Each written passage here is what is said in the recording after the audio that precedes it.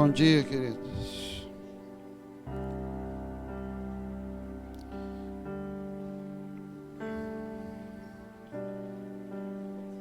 Deixa eu dar alguns recados aqui para vocês. Semana que vem nós vamos ter aqui um almoço de Natal. Então, se você quiser ficar com a gente, faz uma força para ficar. Você procura a Cássia depois, que a gente vai organizar como fazer, tá bom? E até em cima disso, algo que eu queria falar com vocês, queridos, sobre igreja. Deus não coloca vinho novo em odre velho. Na verdade, não é que Deus não coloca, a gente não consegue receber. Na parábola, quando Jesus fala sobre isso, sobre o vinho novo em odre velho, alguém colocou para romper. Então, ele não está falando que não é colocado, ele falou tanto coloca que não aguenta. Então, não adianta a gente simplesmente mudar a nossa ideia a respeito do Evangelho. É um primeiro passo você chegar aqui ou em qualquer outro lugar e falar: nossa, eu era preso na religião, eu vivi algumas coisas que eu aprendi, e como é diferente mesmo. Mas se você não se mudar, não adianta você analisar o vinho e falar que o vinho é diferente, é gostoso, porque você não vai conseguir contê-lo. O problema do cristianismo foi que o cristianismo se utilizou no começo do que ele conhecia, do judaísmo. A gente só tem uma pessoa aqui na frente falando desse jeito. Deus não estabeleceu assim. Isso começou por quê? Porque os judeus receberam uma religião nova na mão, receberam Cristo na mão. Jesus falou: vai e se reúnam. E como é que a gente faz? Eles tinham um modelo na cabeça. Aquele modelo era um sumo sacerdote falando. Enfim, esse não é o problema. Só que até nisso a gente precisa entender. Isso veio de um velho. E que eles tiveram que ir remodelando para poder entrar em algo. Se a gente não entende isso, a gente sai da igreja católica, vai para a evangélica, sai da evangélica, vai para o tal do reino, você fica pulando de um lugar para o outro e achando bonito aquele vinho, mas você não consegue recebê-lo. Porque você não quebra quem você é, os seus modelos de agir, seus modelos. O que era a igreja católica? Eu tenho acordado cedo, porque o Espírito Santo, chamado Catarina, tem acordado a gente cedo todo dia. Então, de domingo de manhã, 6 horas da manhã, eu estou vendo o padre Marcelo Rossi. Ele está cantando umas músicas que você precisa ver, que coisa linda. E eu fico olhando aquilo e vendo aquelas pessoas, falei: coitadas, meu Deus, elas estão ali buscando algo e sendo movidas, e aquele velhinho do padre Marcelo, que já está velho, tentando movimentar o povo. Só que você olha para aquilo e fala: tá bom, e aí você quer que aquela pessoa saia de uma religião e pule para outra, mas ela vem para outra igual ela era lá. Igreja, querido, pensa bem, Jesus disse assim, ele falou: vai ser diferente. Como que vai ser, Jesus? O Deus que antes estava lá dentro daquele quartinho fechado, que o homem entrava, ele vai entrar dentro de você agora. E todo mundo vai ter Deus. Todo mundo vai saber o que fazer. Todo mundo, sim.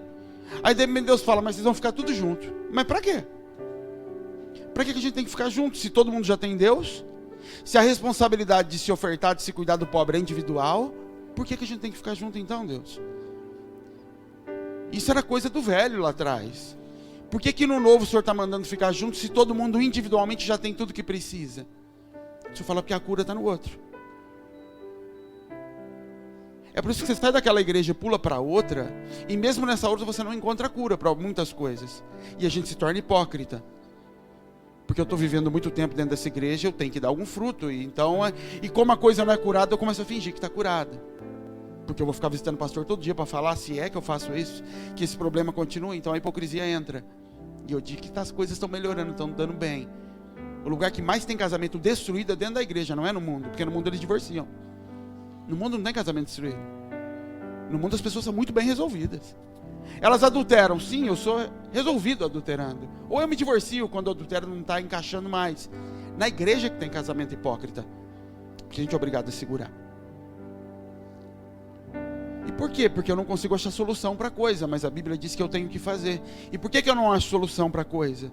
Porque eu não vivo a coisa de forma plena. Sabe onde está a cura? Não está na minha pregação. Isso aqui que eu estou jogando para vocês é pão. Colocar pão na mesa não cura ninguém.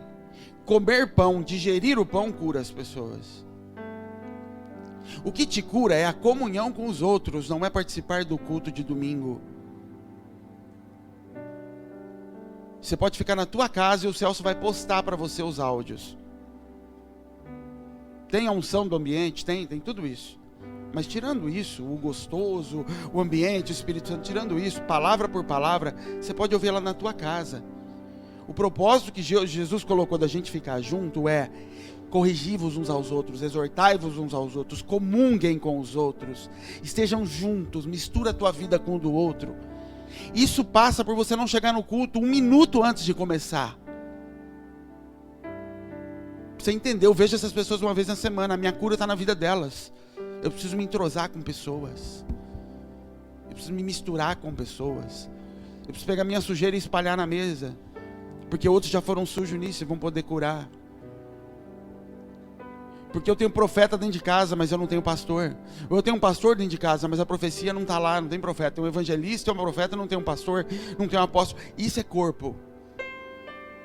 Porque senão, querido, você vai provar o vinho de colher, vai falar que delícia, e quando o bebê rompe, não aguenta conter, estoura tudo, e aí é só você costurando, e mal, e brigado com Deus, em crise, e costure, aí volta, com aquele negócio todo remendado, derrama de novo, Jesus, tem certeza? Tenho, pode jogar, vai romper de novo, de novo, de novo. Não sei o que estou dizendo, é Jesus. É impossível o modelo velho religioso que você recebeu, receber o novo, não pode. Então Jesus passa o tempo todo na terra falando: eu estou construindo um odre. Mas e o vinho? Ele vai vir, esperem. Ele passa 3 anos construindo odre, reformando o vaso, reformando. Por que não manda logo o vinho? Porque vocês não me aguentariam.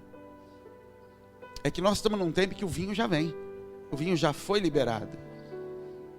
Só que Jesus falou: ó, só que se você não arrumar, você não vai conseguir contê-lo. E o problema é que você começa a quebrar vaso e romper odre tantas vezes na vida, que chega uma hora que você se desilude. E aí você cria a própria religião. Por quê? Porque Deus está em mim, eu não preciso ir na igreja, eu estou em casa, Deus está comigo. Pronto, é isso que está acontecendo. Não é porque Deus não se manifestou, não é porque o Espírito não veio da forma correta. O problema é um modelo que não foi trocado. Foi trocado o vinho, mas não foi trocado o modelo, e aí você não suporta. Você vive constante quebra. Entendo que para viver o evangelho tem que viver ele inteiro, porque senão vai ter falha, vai ter buracos. E você vai viver ou hipocritamente, mentindo para você mesmo que está tudo certo, ou você vai desistir, porque você vai cansar, vai machucar, vai doer. Sem comunhão não existe igreja. A palavra eclésia é reunião. Reunião praticada do lado externo. Reunião. Jesus não disse eu vou criar uma religião, ele disse eu vou criar uma reunião de pessoas. Que pessoas? Que vão estar cheias do Espírito Santo. E umas vão tocar as outras. Eu estava conversando aqui, eu acho que a gente estava sentado ali, semana retrasada, eu estava vendo uma coisa na televisão, um filme. E Deus falou comigo na hora uma coisa que eu vi lá. Um rapaz que era viciado em jogo. E aí ele foi por uma daquelas reuniões, como se fosse o NA, Alcoólicos Anônimos, coisas desse tipo. E ele estava participando da reunião lá, e na reunião, vocês sabem como é a reunião de AA, de NA. Você fica confessando ali. Eu sou alcoólatra, eu fazia isso, eu faço isso, blá, blá. Deus falou comigo, isso aí é bíblico. O que eles fazem numa reunião dessa? Eles confessam. Só confessa, eu sou incapaz, eu sou viciado, eu não consigo, eu já fiz isso, eu já fiz aquilo, eu já fiz aquilo. E eles são curados. Só que como eles não recebem o Espírito Santo, eles só praticam uma confissão, eles são curados só por hoje. Todo dia eles têm que vigiarem para não cair de novo. Mas eles são libertos. Porque Jesus diz, confessai-vos os vossos pecados uns aos outros para que sejam curados. É o que eles fazem sem saber. Eles são curados. Só que tem que vigiar. Porque eles não são transformados.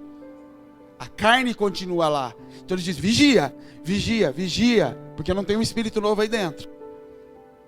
Mas a confissão cura. Eles confessam para médicos? Não. Para outros doentes. Doente confessando para doente. E cura. Por quê? Porque a cura do homem só pode acontecer quando ele reconhece. Eu sou podre, eu sou sujo, eu não consigo, eu não consigo, eu não consigo. Para quem? Para outro doente. Porque diz a cura não está no outro. A cura está em mim, mas através do outro. Eu, Deus, resolvi me manifestar não como anjo, como homem. Então a cura de Deus para o homem está no outro homem. O outro bêbado, o outro adúltero, o outro o que for. Deus está falando, só precisa de um canal para que você se dobre diante da imagem, confesse a tua incapacidade e Deus possa fluir e tratar sobre a tua vida. Muitos dos problemas que você tem para resolver na tua casa e que você não consegue resolver, é porque você não se dobra diante de outro homem. É porque você não comunga. É porque você não vive igreja. Você participa de celebrações matinais. Você participa das regras, você dizima, mas você não participa da igreja. Igreja é uma reunião de pessoas. Que naquela época não tinha instrumento, não tinha Bíblia, não tinha nada. A igreja dos apóstolos não tinha nada. Tinha um monte de gente contando história da época de Jesus. Eles não tinham pregação assim. Você acha que Pedro subia lá, quando fala que Pedro ficou pregando 2 horas, o menino caiu da janela, morreu, 2 horas pregando. Você pensa que Pedro tinha tópicos? Ele não tinha Bíblia. Ele subia lá e ficava falando do que ele aprendeu de Jesus. Eu andei com ele, teve uma vez que a gente estava sentado e Jesus pisou numa pedra e a gente achou que ele fosse falar palavrão. Você acredita? Era isso, ele conversava. Ele contava a vida dele, a experiência dele com Jesus. Era isso que os discípulos faziam. Isso era a igreja. Cada um compartilhando o que tinha do Cristo com o outro. O que recebi do Senhor, também entreguei. Eu entrego o que eu recebo. Você entrega o que você recebe. O outro entrega o que recebe. E quando vê a igreja, o corpo está completo. Porque todos recebem tudo que o Senhor distribuiu entre o corpo todo. Isso é a igreja. Se você não valorizar e não entender isso, é uma reunião de domingo para você celebrar, aliviar a tua consciência, igual a do Padre Marcelo. Só que o nosso louvor é melhor que o dele. Mas de resto, é igualzinho. Vou lá de domingo. Ver Deus lá. E volto para minha casa. E não muda nada. Amém, queridos? E a palavra da oferta é essa. Você pode trazer a tua oferta, teu dízimo. Amém. Você pode trazer a tua oferta.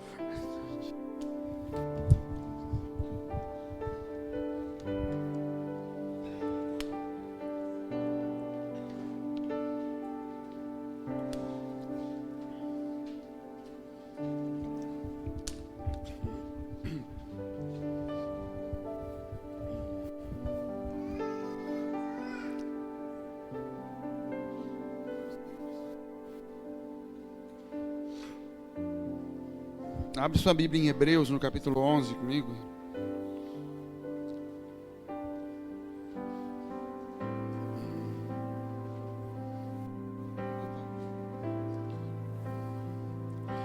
Eu te amo,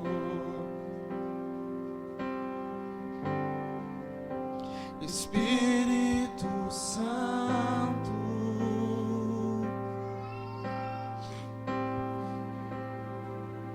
Eu te amo,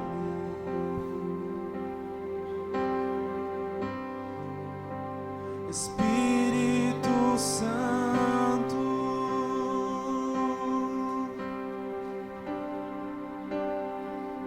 Eu te amo,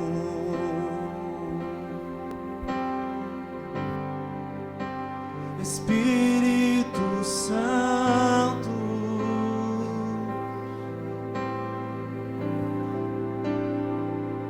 Eu te amo,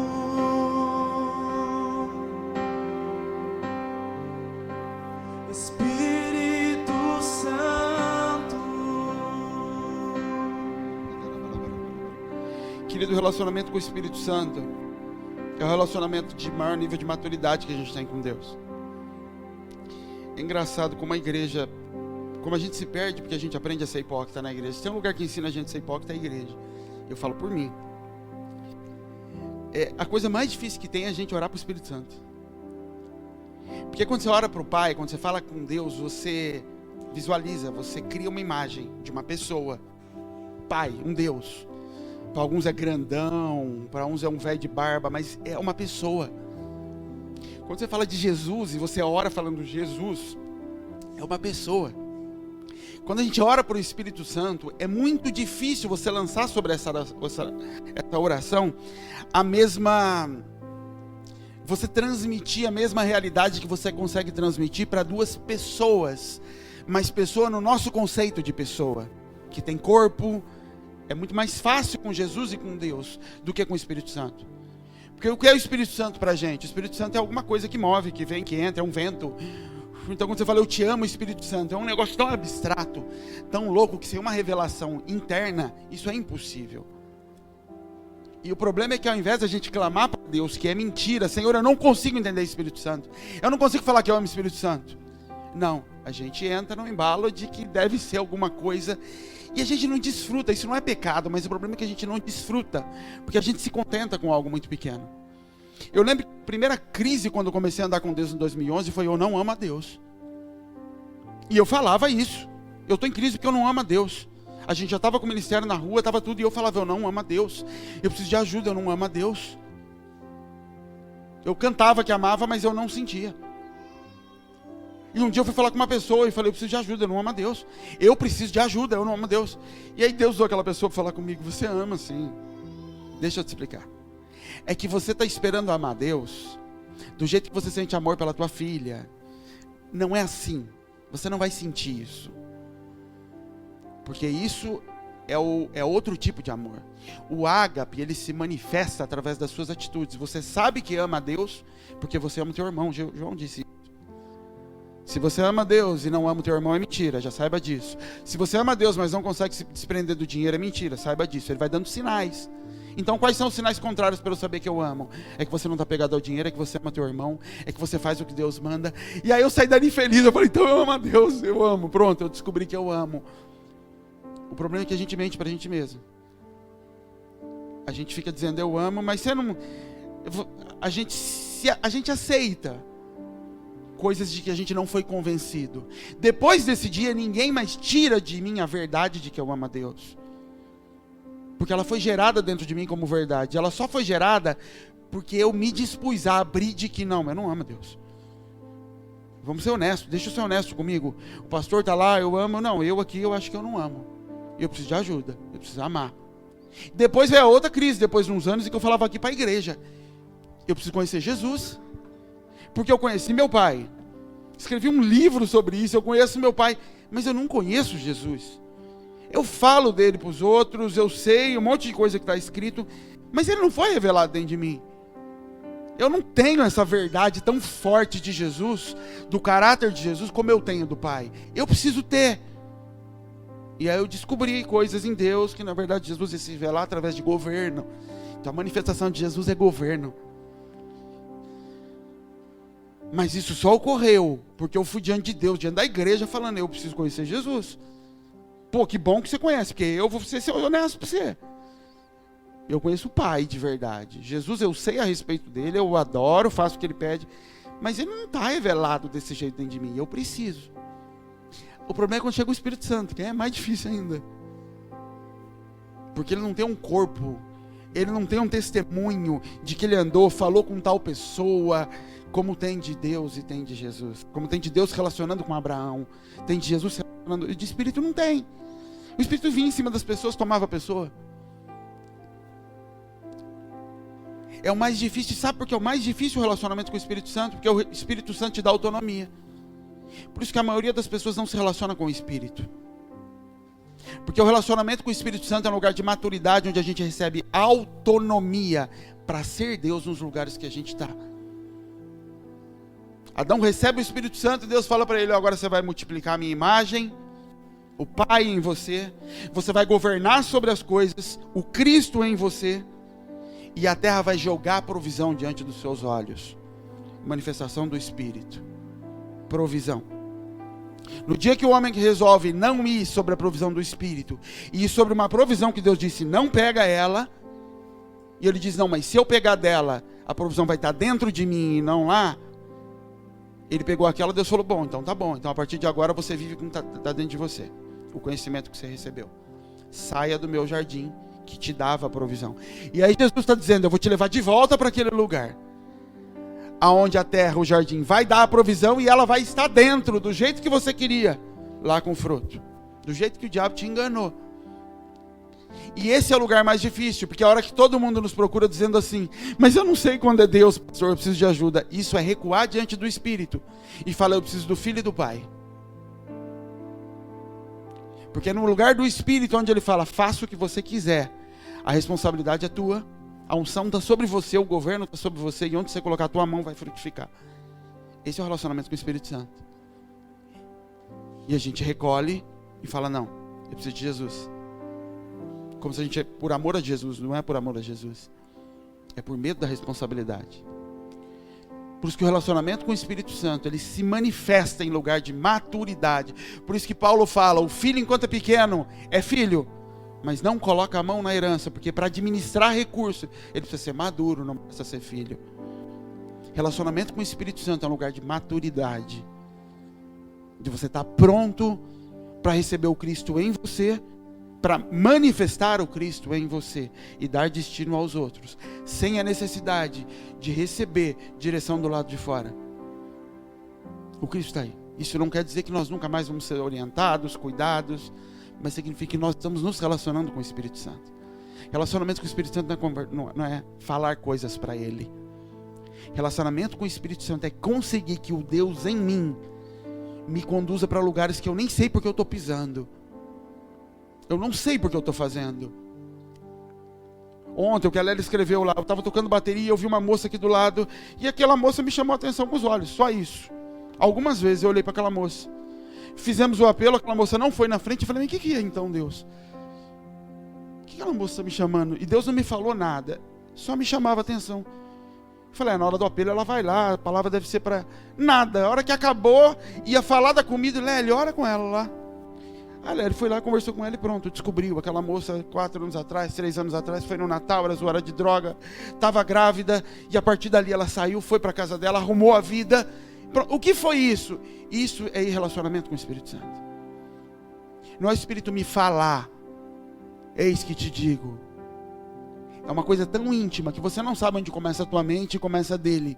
Onde está uma e está outra. Mas você se move em cima daquilo. E depois você vê, não é que era Deus. Ele fala, não é que era você. E eu falo, não, é você. Ele fala, é você. Desliga você, desliga você. E ninguém desliga, está o tempo todo conectado. Você e o Espírito. Isso é um lugar de maturidade. É um lugar que a gente precisa buscar, querido. É um lugar que a gente precisa falar para Deus. Deus, deixa eu ser honesto com você. Eu não me relaciono com o Espírito, eu não sei disso. Me ajuda, Senhor, eu preciso disso aí. Por isso que é para menino, porque o homem adulto não tem coragem de confessar essas coisas. Fala, não, Espírito Santo, eu tenho relacionamento com o Espírito Santo. Fala, você não tem relacionamento com mulher, filho. Você não se relaciona nem com a tua esposa. Vem falar que se relaciona com o Espírito. Você não tem intimidade nem com o teu marido. Seja honesto com Deus. Deus é doido para dar para a gente tudo para todos. A gente tem que ser honesto com Ele. Deus não tem problema com a nossa sujeira. A gente não é mais limpo do que aqueles moradores de rua. Nós podemos estar num processo de santificação mais avançado que eles, mas nós saímos do mesmo lamaçal.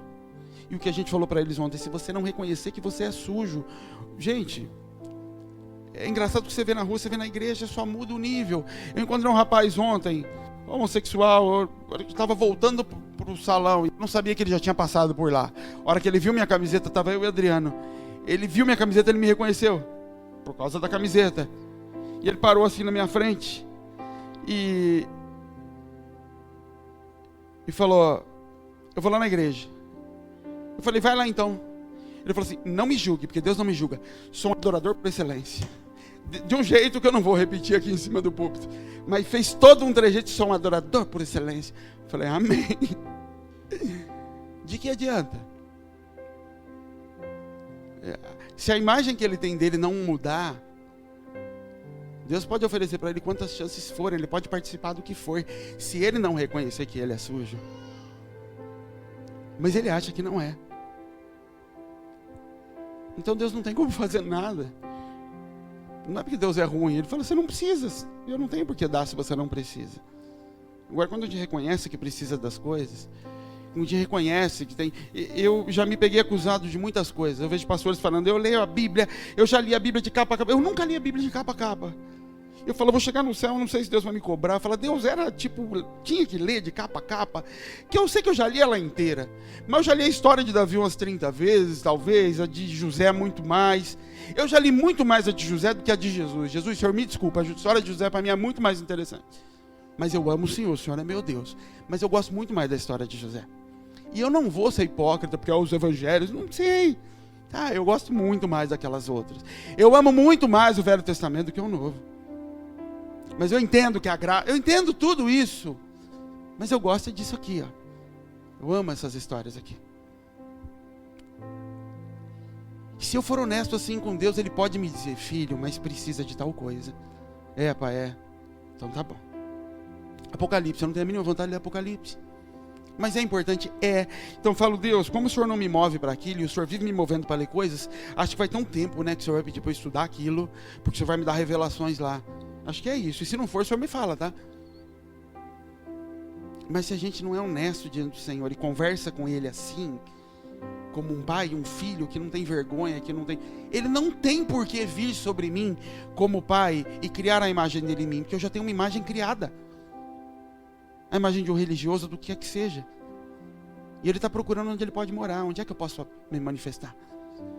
Onde é que tem um quadro dizendo: eu sou branco, nada do que eu estou fazendo está certo, eu preciso de tudo novo, para Ele poder dar o tudo novo. Isso é ser honesto com o Senhor. É diferente de ser responsável, de ser imaturo, de se colocar diante de Deus falando: eu não sei nada e por isso eu não vou fazer nada, e por isso eu não vou assumir responsabilidades, e por isso eu estou errando e pecando. Não é isso. Eu continuo sendo responsável por fazer acontecer tudo que Ele colocou na minha mão. Continuo sendo responsável por tudo isso.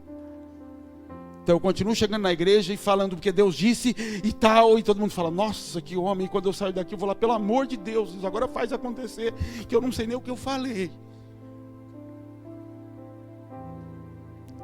Então não se isente da tua responsabilidade por causa disso. Então faça igual Davi, coloque a coroa quando precisa coroar, mas quando você entrar diante do Senhor, joga o manto, joga tudo e fala: tô aqui, eu sou só aquele menino que dança. Mas a hora que Deus sair e acabar a festa para Ele, coloque o manto, a coroa e sente no lugar de novo, para fazer o que você precisa fazer. Amém, querido? Deixa eu pregar agora então, porque senão vocês acabam com a minha vida. Hebreus 11, verso 1.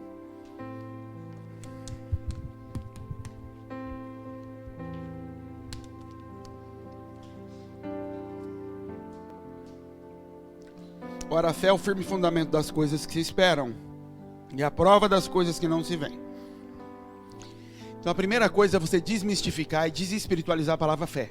Fala fé, todo mundo já se benze. Fé, o que significa fé? Fé é acreditar em alguma coisa. Fé não é uma palavra religiosa, é uma palavra de Deus. Então Paulo, ou quem quer que escreveu, está falando: o que é fé?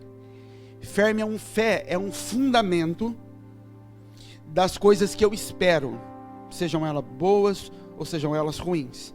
E a prova das coisas que se veem, a palavra prova aqui é a garantia. A garantia das coisas que não se veem.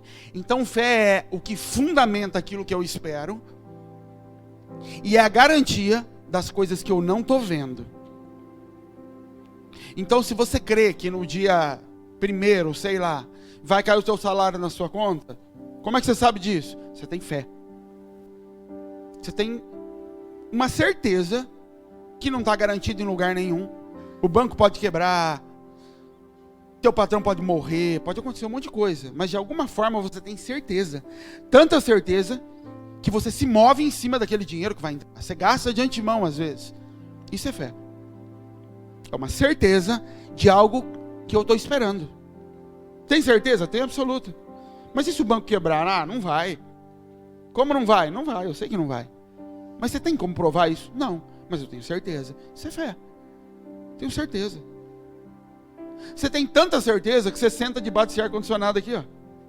É que você não viu como a gente prendeu ele. Mas isso é fé. Você senta e fica tranquilo, não vai cair.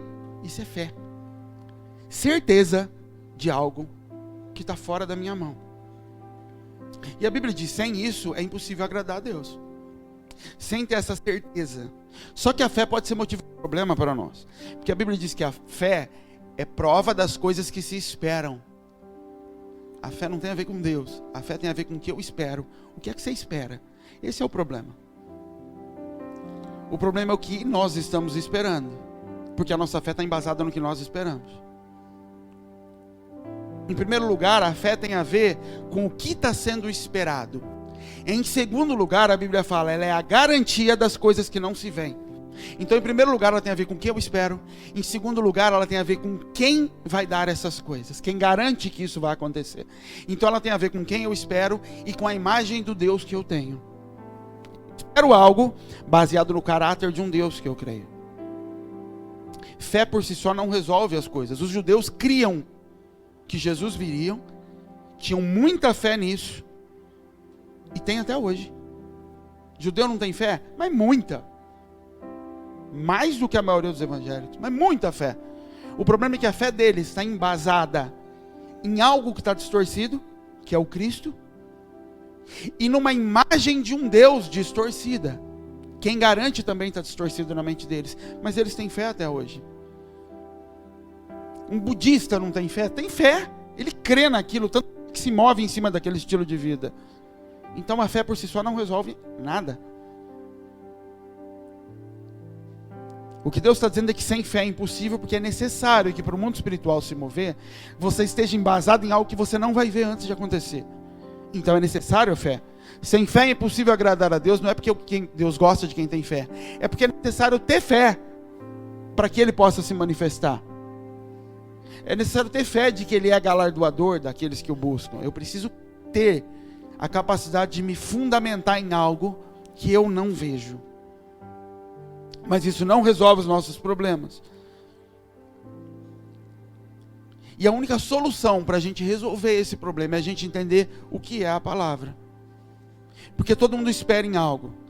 Todo mundo, se a gente for conversar aqui, tem alguma palavra de Deus. Alguma coisa ao qual você tem fé. O Senhor me dá uma palavra. A palavra é que eu vou ter um filho, a palavra é que eu vou viajar, a palavra é que eu vou ter ministério. E o problema é que nós nos apegamos nessa palavra.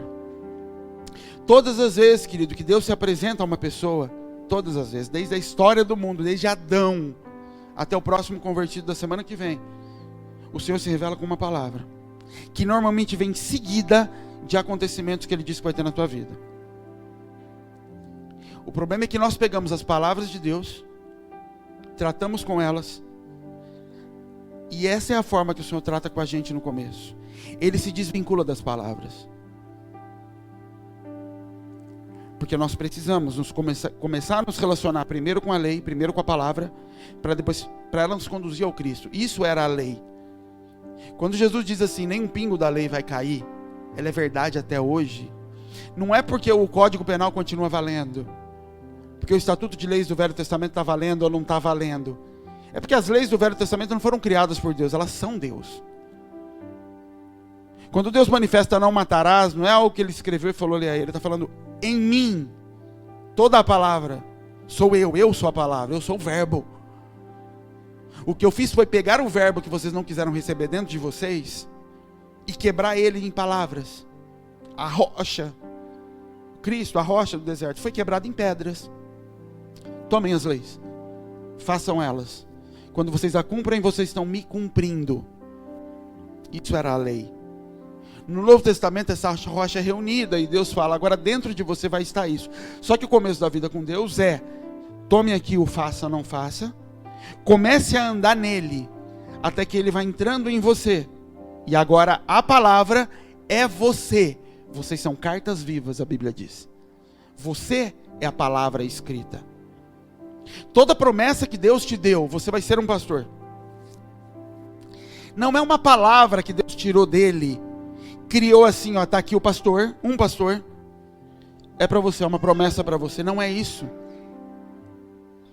O que Deus está fazendo é Ele pegando o Cristo, partindo o ministério de Jesus em bilhões de pedaços, e manifestando o Cristo através de dezenas de situações.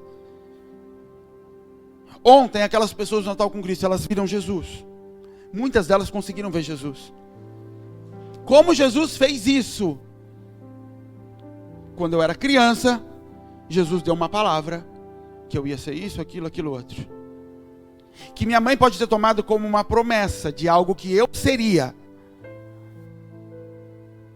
Aí em 2011, Deus me deu uma palavra de que estava na hora de começar. E eu tomei aquilo como uma promessa de algo que aconteceria. E depois em novembro, outubro, agosto, sei lá, de 2011, Deus deu a palavra sobre o Natal com Cristo.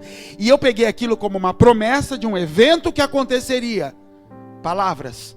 Deus, eu e uma palavra. Vai acontecer, vai ser. Enfim. Quando chegou ontem, aquela palavra aconteceu. Eu olhei como uma realização de uma palavra, Deus falou, não.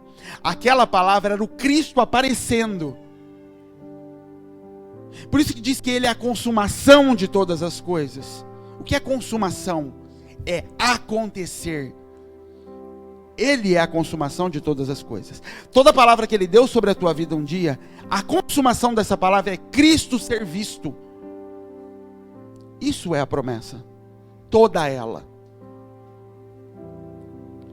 Só que o tempo em que eu não entendo isso, eu ainda continuo me relacionando como Deus, Moisés, eu, a palavra, terra prometida. Eu conheço Deus, recebo um Moisés sobre mim, existem palavras que vão acontecer, que quando elas acontecerem sobre a minha vida, eu entro na terra prometida, e eu desfruto disso. E isso é a igreja, eu desfruto disso. O mundo não vê Cristo, mas eu entro nesse lugar e desfruto. Porque eu não entendi que a palavra é Cristo. Sabe a palavra de você é uma profeta? Isso é Jesus. Não é que isso é Jesus falando, isso é Jesus. Você ser profeta é Jesus se mostrando nos lugares em que Ele vai te colocar. Quando eu consigo entrar nesse lugar de entender que toda a palavra que foi dita a meu respeito é, na verdade, a condução para a manifestação de Jesus, aí a fé passa a ter sentido. Porque eu deixo de crer que eu vou ser pastor porque existe uma palavra em mim, e eu passo a crer na manifestação de Jesus. Eu passo a crer que Jesus vai se manifestar. E o meu relacionamento deixa de ser com o ser pastor e passa a ser a me relacionar com Jesus, porque o propósito é a manifestação dele. Então eu vou gastar menos tempo estudando para ser pastor e vou passar mais tempo me relacionando com ele, porque ele é a palavra que diz que vai acontecer. Aquilo só não se manifestou, mas ela já existe, ela já está aqui. Então quando a gente fala assim, aquilo que Deus falou a teu respeito já está pronto, a gente às vezes usa isso para se animar. Ah, já está, já. Deus falou que vai te dar um lugar em tal país, vai te dar uma igreja, já está lá, você só não sabe onde está. E isso às vezes nos anima no sentido de que vai acontecer mesmo, porque já está lá a casa. E Deus fala, você não entendeu. A casa é uma manifestação do Cristo. O Cristo já está aqui. O Cristo já veio. Essa promessa já está em você. Só não chegou a hora de você se mostrar dessa forma. Só não chegou a hora de Deus, do mundo ver o Cristo na tua vida através do ganho daquela casa. Mas aquela casa já está. Por que ela já está? Porque o Cristo já está. Então quando eu começo a entender isso, eu começo a me relacionar com Ele. E eu começo a ter muito pouca capacidade de lidar com mais do que uma semana, 10 dias na minha vida adiante. Com coisas que podem acontecer, que Deus diz que vão acontecer. Porque se Ele já está aqui agora, como é que eu estou me relacionando com o que vai vir daqui a um ano? É porque eu estou me relacionando com a promessa. Porque eu não entendi que a promessa é Ele que já está aqui. Isso era os judeus, isso eram os discípulos. Jesus, o governo, já estava diante deles. O rei, o Deus estava diante deles. Você perguntar, vocês creem que Ele é o Cristo? Sim, Ele é o Filho de Deus. Amém. Jesus, quando é que vai vir o reino para a gente? Vocês entendem? Eles confessam com a boca que o rei está aqui, e eles estão perguntando, quando vão vir o reino? Quando vai vir o reino? Porque na verdade eles estavam se relacionando com o Moisés, que Deus foi mandado, que deu uma palavra de que eles vão ser governo sobre a terra, então eles estão esperando a tal da terra prometida. E o próprio Cristo já estava diante deles. Porque o relacionamento está com a promessa e não com o emissor da palavra. Porque não são duas coisas diferentes, só que eu não entendi, eu trato como duas coisas diferentes. Eu trato o dinheiro como diferente de Jesus, ele fala o dinheiro é sua provisão. Você vai saber que entendeu isso quando você se relacionar com o dinheiro da mesma forma que você se relaciona com o Espírito Santo. Porque o Espírito Santo é a provisão sobre a tua vida. Enquanto forem coisas separadas, isso só denuncia que eu ainda vivo aquela aliança de Velho Testamento. Eu só mudei Moisés e botei Jesus. Mas é um Moisés de quem eu cobro a palavra que me foi dita para um lugar que eu vou entrar. E ele diz, não você que entra, sou eu que entro, em você. Só que isso não acontece enquanto eu não continuar tratando de forma separada a promessa da palavra. Porque a palavra que Deus deu é o Cristo. Jesus é toda a palavra. Dele, por ele e para ele são todas as coisas. Vem dele, é por meio dele e é para ele. É um negócio que você começa a filosofar e ficar doido. Você fica pensando, ele é tudo. Tudo é Ele. São só manifestações. Tudo é Ele. É a bexiga. Aquela bola amarela não existe. O que existe é o ar que está dentro dela. Ela só está permitindo que eu veja o ar. Senão eu não conseguiria ver. Isso é você. A gente não passa de uma bexiga. A possibilidade de mostrar algo que já está no meio do mundo. O mundo já tem o Espírito no meio deles. Eles não conseguem ver. A terra já está cheia da sua glória. Aí a Bíblia diz, mas a terra se encherá do conhecimento da sua glória. Porque a glória já está aí. Eles só não conseguem ver. Deus diz sim, mas vai chegar um tempo que eles vão conhecer a glória. Como? Através das bexigas. O Espírito Santo enchendo gente. Agora eu consigo ver o vento que já estava do lado de fora. Por que o Espírito não vai na tua casa? Porque você está convidando o Espírito para ir, ele quer te encher.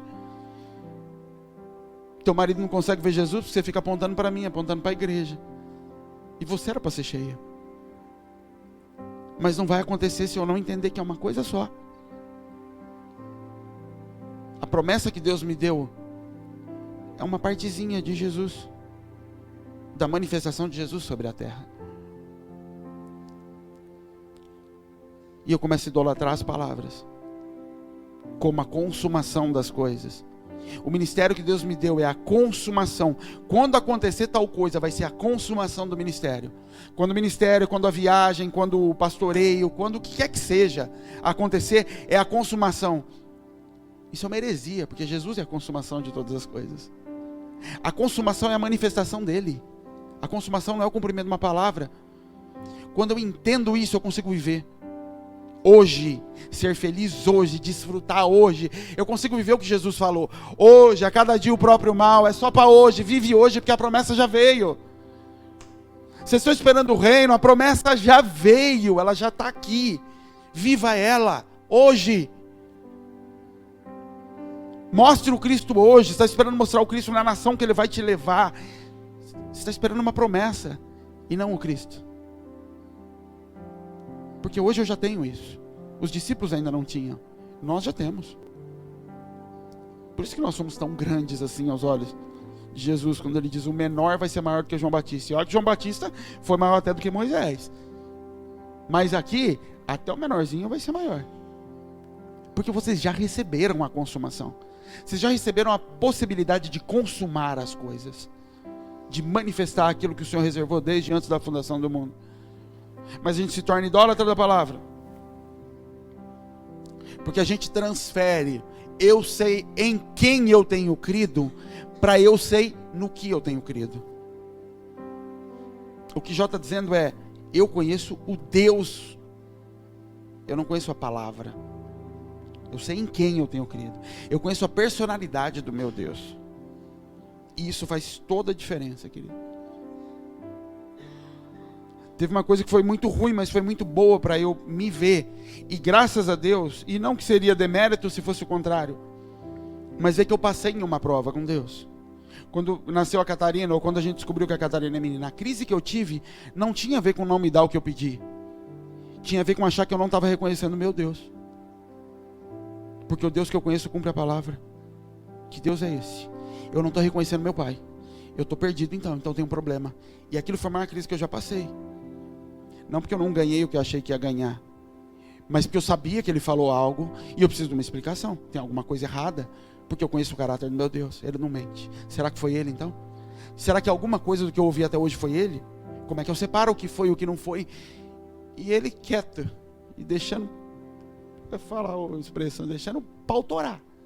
6 meses de crise e me segurando, não vai, para depois, sozinho, lá na maternidade, quietinho, ele falar comigo, é isso. É isso. Ah, era só isso, era isso. Entendi. Porque eu sou no mente. Eu não sei, eu sei que eu não estou inventando, eu sei o que eu ouvi, onde é que está a história então. Eu preciso saber onde é que está errado, onde é que eu errei, onde é que alguém entendeu alguma coisa errada nisso. Porque embora a gente possa estar esperançoso com coisas que o Senhor nos prometeu, e Ele não promete para nos frustrar. Ele sabe que vai ser gostoso mesmo. Gente, eu tenho tanto testemunho de coisa tão pequena. Eu estava conversando, não lembro com quem, acho que é da Lila ontem lá. Falei, os testemunhos que nós temos, a maioria deles, os mais importantes, eles não têm a ver com coisas grandiosas, eles têm a ver com coisas pessoais. de experiências pessoais que você tem com Deus. E a gente não entende. A Bel falou uma frase uma vez, logo que depois que a Catarina nasceu, que eu guardei aquilo. Ela falou: a vontade de Deus é aquela que a gente escolheria se a gente soubesse o que Ele sabe. A gente não sabe, então a gente quer escolher outras coisas, mas Ele sabe das outras coisas. Coisas tão bobas, que às vezes eu dou testemunho, eu falo, parece um idiota contando as coisas também, mas para mim elas são tão fortes, porque eu sei de como foi com meu pai aquelas conversas. Eu lembro em 2012, eu via o carro que eu tenho, eu amava esse carro. O Caio sabia, então o Caio uma vez foi falando do automóvel, mandou foto para mim de lá do carro, falou: eu quero um carro desse. Às vezes eu falava com Jesus, falava: Jesus, um dia você me dá um carro desse? E aí eu falava: será que Deus vai me dar? Tinha dia que eu falava: Deus, se eu ver esse carro 3 vezes hoje, é que o Senhor vai me dar. Foi uma coisa desse jeito, ai que idiotice. E eu vi o carro 3 vezes naquele dia. E quando eu vi a 3ª vez, o Senhor vai me dar. Passou, esqueci, nem queria mais o carro. Quando a gente foi trocar de carro, eu não fui ver esse carro, fui ver outro. E eu cheguei na loja, aquele carro tinha sido vendido, tinha um igual a esse, mas ele estava ruim, eu olhei, não sei, eu não gostei. Saí de lá, fui numa outra loja, cheguei nessa outra loja, tinha esse carro. E quem me conhece sabe, carro para mim é preto. Não tem carro de outra cor, carro é só preto. E era branco. E era mais caro do que todos os outros, mas dentro de mim eu sabia, tem que ser esse. Tem que ser esse aqui. Ele é mais caro, ele é branco, mas tem que ser esse. E eu lembrava, como eu era apaixonado nesse carro, Deus, como hoje é o que não me pega mais, né? Tem que ser esse carro. Eu ainda falei pro dono da loja: eu vou comprar aqui, porque Deus falou para comprar, viu? Seu carro tá mais caro, não é da cor que eu quero. E eu comprei o carro. E depois Deus falou comigo: lembra que você falava, você brincava de quantas vezes você ia ver o carro na rua? Lembra aquela brincadeira nossa lá? Aí eu falei para você. E essa semana eu me toquei. Falei: Jesus, eu até falei pro Caio hoje, se eu tivesse comprado aquele outro carro, a Bel tá grávida de novo. Não ia caber. Era o Senhor já em 2011 me empurrando a ter vontade desse carro, me fazendo orar por esse carro. Era você já me enganando lá de trás para eu fazer aquilo que o Senhor já sabia que eu ia precisar hoje. E a minha escolha foi por aquilo que o Senhor sabia, de coisas que eu não sabia.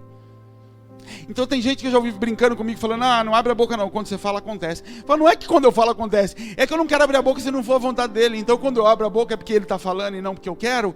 Vai acontecer, mas não é porque eu tenho uma autoridade para acontecer o que sai da minha boca. É porque eu abri mão de tirar da minha boca aquilo que não vem da boca dele. Não quer dizer que eu não fale besteira, tá? Mas de abrir mão de querer ter vontades e desejos que não sejam os deles. É por isso que vai acontecer. Não é porque Deus deu maior autoridade para um ou para outro, de o que fala acontece.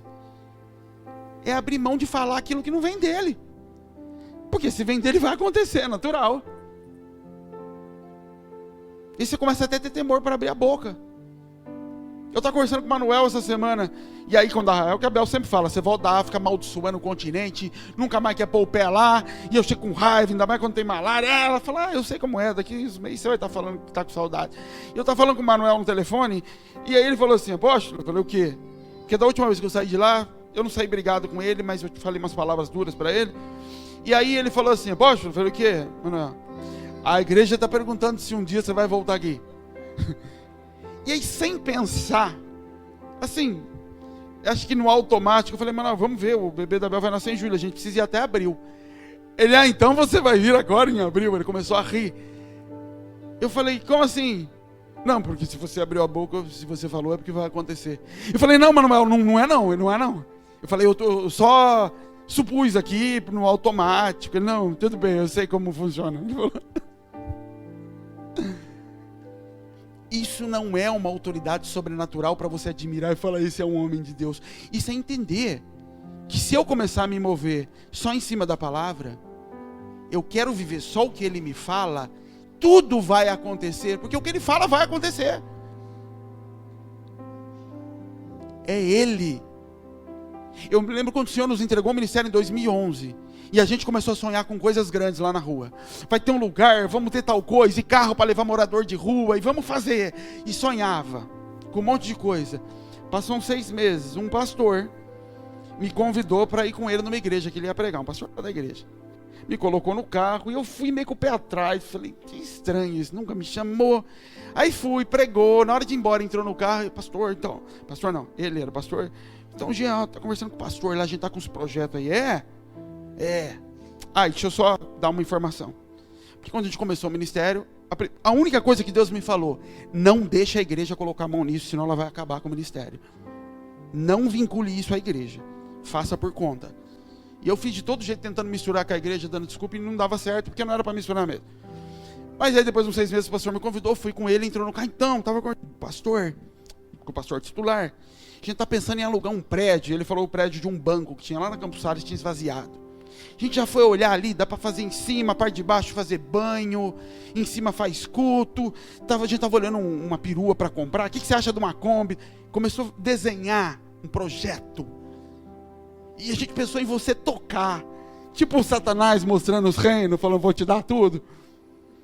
E eu ouvi, para você ter uma ideia, eu vim de Sumaré até o Balão do Tavares, ouvindo a história. Era um plano, um projeto bom. E eu, Jesus, e ele falando, eu falei, então, cara, olha, vai ser lindo, viu? E eu torço para que dê certo. Mas Deus não me falou para fazer isso. Deus não falou para ir lá cuidar dos moradores, ele falou que vai ter tudo isso, mas ele não me falou para fazer isso aí. Então eu vou torcer para dar certo. É lógico, não preciso falar que eles nunca levaram a marmita para a rua. Quanto mais alugar prédio. Mas isso só é possível, querido, porque eu não estava pegado na palavra que o Senhor deu, de que vai acontecer algo na rua. Eu estava pegado nele. Eu estou indo para a rua toda quinta-feira porque ele está indo comigo lá. E ele não me disse que está indo nesse projeto lá que vão construir. Eu vou com ele. Porque amanhã ele pode falar, não vai mais levar marmita para a rua. Eu falo, tá bom, o que a gente vai levar agora? Não é a promessa, é ele como promessa. A maior promessa que eu tinha para receber foi ele andando comigo, transformando a minha vida, me transformando em algo parecido com ele, e não em algo que vai acontecer, mas vai acontecer. Porque ele quer se mostrar daquele jeito que ele falou que vai acontecer. É por isso que vai acontecer. Mas hoje ele está querendo se mostrar de outras formas, e eu vou me relacionar com ele nessas outras maneiras. E aí o Denis Amanda, fala, Amanda, você acertou na Mega Sena. Amanda casou com um vigia de condomínio e o homem deu certo. Mas isso só acontece porque ela não estava se relacionando com uma promessa de algo que vai acontecer. Ela se relaciona com ele desde a época que ele era magro, pequeno e franzino, até hoje que ele é magro, pequeno e franzino. Ela se relaciona com ele, não com algo que Deus falou que ele vai ser. E por isso ela desfruta de cada um dos dias, das fases em que ele está se manifestando. É só por isso que algo acontece. Porque eu me relaciono não com a palavra, mas com a palavra que já está manifesta e que está dizendo, um dia, isso que está aqui em você, que é alguém no banco da igreja, esse algo que está em você vai ser algo em cima do púlpito. Esse algo que está no Brasil vai ser algo na Itália, vai ser algo no Canadá, vai ser algo na África, mas é o mesmo algo que já está aqui hoje. Se relacione com ele. Esse Cristo que está andando no meio dos 12 vai ser um Cristo glorificado. Depois vai ser um Cristo que vai para o céu e que depois de 40 dias vai voltar para morar dentro, mas se relacione com ele em cada época em que ele está se manifestando em você. Essa é a fé do que a Bíblia fala que é necessário. Acreditar nele. As promessas, as palavras são só para me conduzir, querido. Tem um texto que eu sempre li e que essa semana eu fui ler e eu falei, eu tenho que ver isso aqui em grego para entender, porque ele não faz muito sentido para mim. A fé vem pelo ouvir e ouvir a palavra de Deus. Então, para mim, a minha fé vai crescer quando eu ouvir muita palavra. Bom, então ouvir palavra aumenta a fé. O que é ouvir palavra? Não tinha DVD na época, não tinha MP3. Era ouvir os outros pregando. Deve ser ouvir alguma coisa assim. E eu tive que ler. Não é nada disso. O texto de Paulo está falando para as pessoas a respeito de é necessário pregar. Porque para as pessoas se converterem e ter fé em Jesus, é necessário pregar. Por isso a fé vem pelo ouvir a palavra de Deus. A fé no coração das pessoas a respeito de Jesus, que vai fazer com que elas se convertam a Cristo, vem porque elas ouvem a palavra de Deus. É disso que Paulo está falando. Não está falando nada a respeito de a minha fé vai aumentar porque eu fico ouvindo a Deus. A minha fé não aumenta porque eu fico ouvindo a palavra de Deus. A minha fé aumenta porque eu me relaciono com Ele. No primeiro dia não, dos primeiros anos aqui de ministério, no comecinho da minha vida com o Caio, se eu falasse assim pro Caio, começamos a andar junto, o Caio, falando Caio porque foi lá no começo, e a gente começou a orar junto, se eu virasse pro Caio e falasse assim, Caio, preciso do seu cartão de crédito, Eu sei que você não trabalha, mas eu preciso do teu cartão de crédito para o ministério. A gente vai comprar umas garrafas, vamos bombar. Comprar uma Kombi. O Caio olhar para mim e falar, mas você não é aquele cara lá da empresa que não está conseguindo pagar as contas? Eu falo, sou eu mesmo. Ele falou, desculpa aí, não vai.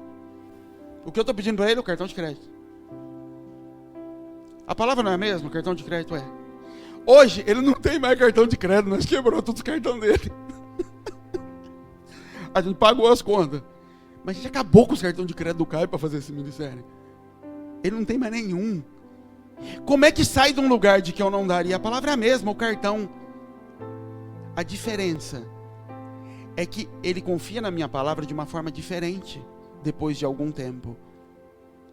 A confiança veio do relacionamento. Fé, querida, ela cresce à medida que eu me relaciono com Deus. Cada vez que eu me movo em cima do que Deus falou, que parece uma loucura,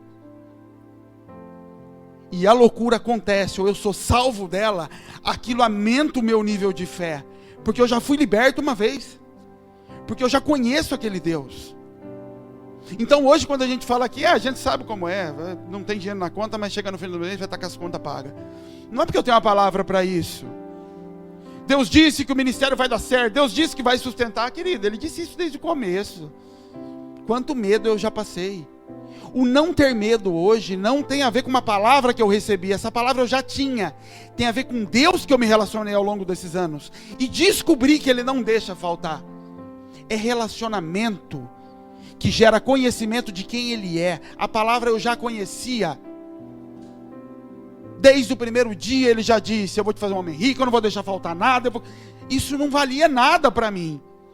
Isso valia só para eu me agarrar e não cair, mas isso não me dava paz, isso não fazia com que eu conseguisse me mover em muitas coisas. O que faz com que a gente se mova dessa forma? Vai para cá, vai para lá, viaja, compra, não compra, faz, não faz, pinta muro. O que fez isso? A promessa é a mesma, o relacionamento fez isso, o andar com Ele fez isso. A gente deu certo, deu certo. Pode fazer, se Ele está falando, vamos fazer, pode confiar, se Ele falou, pode confiar. Por quê? Porque eu já me relacionei com Ele e já vi que isso acontece. Agora Deus pode dar quantas provas Ele quiser. Se o meu relacionamento não for com Ele, for com a palavra, eu nunca vou conseguir confiar. Aquele povo cria em Deus lá no Egito, não cria? Cria, estavam esperando, clamavam a Deus. Moisés chega lá, vamos embora, bora, pega as coisas, vai todo mundo embora. Deus livrou, maravilha, um monte de escravo coberto de ouro. Chega na frente do mar fechado, exército atrás. Deus trouxe a gente aqui para matar a gente. É isso que eles pensavam de Deus. E aí Deus abre o mar, livra eles chegam do outro lado. Deus é bom, Deus é fiel, glória a Deus. Falta pão. Deus trouxe a gente aqui para matar a gente. Lá tinha cebola, lá tinha os outros negócios. Não gosto de Deus, Deus é ruim. Não tem palavra que vai resolver a tua vida. Tem comida, Deus é bom, falta comida, Deus é ruim. Tem comida, Deus é bom, falta comida, Deus é ruim. Por quê? Porque o relacionamento está com uma palavra que está escrita. Eu vou para a terra que mana leite e mel. Isso aqui para mim é Deus, o resto não tem conversa. E Deus querendo ter lua de mel com eles no deserto. Relacionar com o povo, trocar intimidade com eles. E eles estão se relacionando com terra que mana leite e mel. Não conseguem conhecer a Deus. Chega um ponto que Deus fala, para. Acaba esse negócio, vai morrer todo mundo. Porque a fé vai vir de vocês se relacionarem comigo. Eu posso abrir mar, fechar mar, matar egípcio, fazer brotar água de pedra. Não tem milagre no mundo que vai gerar fé em você. Não existe um milagre que vai gerar fé em você. Sabe quantas vezes você passou apuro financeiro e achou que não ia dar nada certo e desesperou da vida? Acabou, agora acabou. Raiva, briga com Deus. E depois de um tempo Deus vai e abre uma porta. Inunda a tua vida de dinheiro. Deus é bom, Deus é fiel. Vou até dar uma oferta maior, vou dar 11 de dízimo esse mês. Deus é bom. Aí falta de novo. Deus é um desgraçado. De novo. Querido, você percebeu que Ele pode dar dinheiro quantas vezes for, a tua imagem sobre Ele não vai mudar? Nunca. Porque entre um pico desse, um vale desse, Ele está me dando tempo para me relacionar com Ele. Ele está pagando as contas para um relacionamento que faz com que Ele seja criado em mim. Mas se eu fico me relacionando com a promessa de que vai ter conta paga, eu nunca vou conhecê-lo. E Ele vai falar, eu estou patrocinando o teu curso. de reconhecer a Deus, ele não está valendo nada. Porque você não está indo para o curso para me conhecer. Você está esperando o dia do diploma. É isso que Deus fez com muitos aqui, ó. Não se preocupa com o dinheiro. Faz o que eu estou pedindo. Ele está falando, eu vou te dar tempo para te formar. É por isso que eu estou pedindo algumas coisas para você. Eu vou te formar nesse período. E no final você vai ter o tal diploma. Só que eu uso esses anos de faculdade para curtir a vida, para aproveitar. Meu pai está pagando, e chega no final vai receber um diploma. E Deus, não, você não entendeu. Não tem a ver com diploma, tem a ver com formação. Quantas vezes eu já te deu muito dinheiro e quantas vezes você já quebrou? E nenhuma das vezes que Deus deu muita coisa, muita libertação, muito, seja o que for, isso foi suficiente para me transformar. Porque milagre não transforma ninguém. Se transformasse não precisava vir Cristo, o povo seria transformado. Pensa num tempo de milagre, que era o Velho Testamento. No Novo Testamento você vê mais em quantidade, mas você não vê coisas tão maravilhosas como o Velho Testamento. Sol parando, rio abrindo, mar, que loucura, gente. Pensa num povo que ia ser convertido se milagre mudasse alguma coisa. Não muda nada. O Senhor te visitar e curar a tua casa, e curar a doença do teu filho, e mandar dinheiro para pagar, isso não muda nada. Isso me alivia. Isso não gera a imagem de Deus em mim. Isso não aumenta a minha fé. Tem uns milagres que para mim são os maiores. Essa madeira é o maior dos milagres desse púlpito. Eu sei o que foi essa madeira. Essa bateria eu sei. Você olha e fala assim, uma bateria, e fala, você não conhece. Aqueles pratos, você não conhece. Você não sabe que tem 10 mil ali no canto, que a gente não tinha 100 reais para pagar uma conta de água. Eu sei o que é aquele milagre, isso é íntimo, é pessoal. O que mudou aqui em mim não foi porque é um milagre, eu não estava orando por uma bateria. Mas um relacionamento com Ele, a forma como Ele foi, falar, aquilo gerou em coisas em mim. E eu só posso hoje falar de Deus para você, e te contar do meu Pai sem uma Bíblia na mão, porque eu conheci Ele, porque eu vou conhecendo andando com Ele. Minha mesa é cheia de papel colorido. Você quer me dar presente um dia, me dá lápis de cor e canetinha colorida, diferentes, variadas. Porque eu pego folhas de sulfite e eu fico lá conversando com Deus. E aí eu escrevo umas coisas, às vezes faço um coração para Ele. Eu falo, por que o Senhor faz isso? Põe interrogação. E eu fico me relacionando com Ele. E eu falo, eu devo ser louco. O seminário não fazia desse jeito. E eu estou tentando conhecê-lo. Sem um método, sem um nada. É eu e ele ali. E vamos embora. É isso que gera fé. É isso que faz com que eu chegue aqui e aí vire para o outro que está com medo e fala, Deus te falou? Falou, fica firme. Porque Deus te falou? Não, porque eu conheço Deus. E eu já passei por um negócio desse aí. E eu conheço esse aí que você está falando. Aí tem coisa que eu falo, essa parte eu ainda não conheço, eu não vivi essa daí. E eu olho para outros que já viveram e falo, como será que foi a história dele? Eu lembro que no começo do ministério a gente ouvia muito Luciano Subirá, a gente ficava curioso para saber como era a história dele. Não para saber Deus, o milagre, não. Como será que foi a trajetória dele? Porque ele tem o mesmo Deus que eu, mas ele já passou um lugar de relacionamento que eu ainda estou passando. Por isso a necessidade da comunhão na igreja. Porque você está passando por lutas que o diabo vai tentar te pegar sozinho naquela luta. E você vai conversar com outro e falar, eu já passei isso aí. Eu já conheci Deus nesse lugar que você está falando aí. Fica tranquilo, ele está lá. Ah, mas demora mesmo. Mas ele está ali. E eu nem vou orar para você sair daí. Se você sair daí agora, você não vai conhecer ele. Você precisa ficar lá para conhecer ele. Ah, mas eu vou ficar com sede. É lógico, você só vai descobrir um Deus que mata a sede se você tiver sede. Porque tem outro jeito. Como você vai descobrir um Deus que paga a conta se você não tiver conta atrasada? Aí você vai falar que é teu patrão que pagou, que é seu trabalho que pagou. É andando com ele que se conhece a ele. Deus nunca quis dar aquele monte de lei para o povo. Ele queria dar um caminho, vamos andar juntos. Ah, a gente não quer, então lê a Bíblia aí, então, E fica esperando acontecer. Estar na terra prometida não significa conhecer a Deus. Significa que ele é fiel ao que ele falou. Ele falou, vai acontecer. Tudo que Deus prometeu, se você continuar, vai acontecer. Isso não significa que você conheça ele. E sem conhecer a ele, você vai destruir tudo, igual Saul. Ele falou que Saul ia ser rei. Ele foi. Desobedeceu, mas eu falei, deixa ele lá. Aí Deus fala, agora eu vou mostrar como é que é com o meu coração. Com o meu coração, esse menino vai seguir todos os passos do caminho. Esse menino vai achar que já chegou lá perto do rei. A hora que ele achar que chegou lá perto, eu vou fazer ele voltar para o meio do deserto. A hora que ele estiver comendo, sendo convidado para comer da mesa do rei, ele vai negar aquele jantar com o rei e vai para o deserto comer pão seco. Mas ele vai andar comigo. E depois de ele andar, ele tem meu coração. Eu não compartilhei uma coroa, eu compartilhei um coração. O problema é que a gente está buscando Deus às vezes pela coroa. E se relacionando com a promessa da coroa. E ele está falando, é o meu coração que eu queria que você tivesse. Porque quem tem o meu coração tem o governo nas mãos. Isso que Paulo está dizendo, ninguém me prende. Você acha que você está me prendendo? Eu sou livre, querido. Eu estou com correia na mão, mas quem é preso aqui é você. Porque eu não estou buscando isso. E eu estou pregando, eu nem sei mais o que eu já saí do papel aqui faz muito tempo.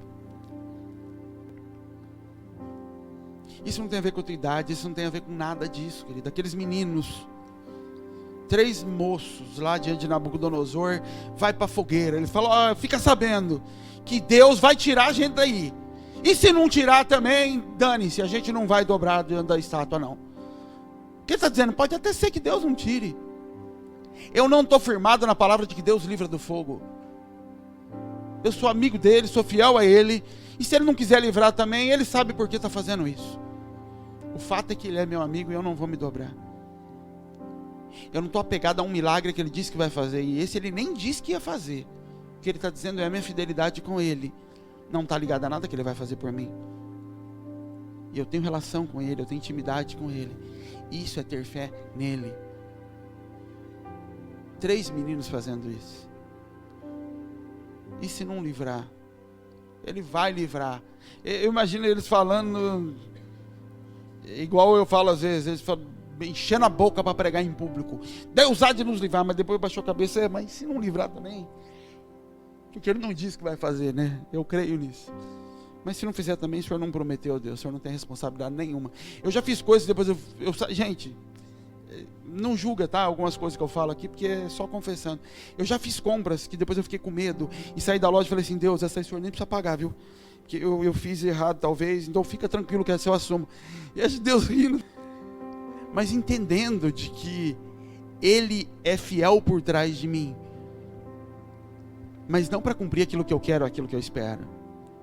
Ele é fiel à palavra dele. E o bom é quando a palavra dele começa a se manifestar em você. Que tudo que você faz vai dar certo. Salmo 1. Bem-aventurado o homem que não anda segundo o conselho do justo, não se senta à roda dos escarnecedores. Antes o seu prazer está na lei do Senhor, né? Ele medita de dia e noite. Ele é como árvore plantada, e tudo que ele fizer irá prosperar. O final do capítulo. Por que a Bíblia está falando que tudo que fizer vai prosperar? Porque tudo que sai dele é o que Deus colocou nele. E aí não tem como não frutificar. Não tem como não gerar. Porque a imagem do Cristo sendo manifesta.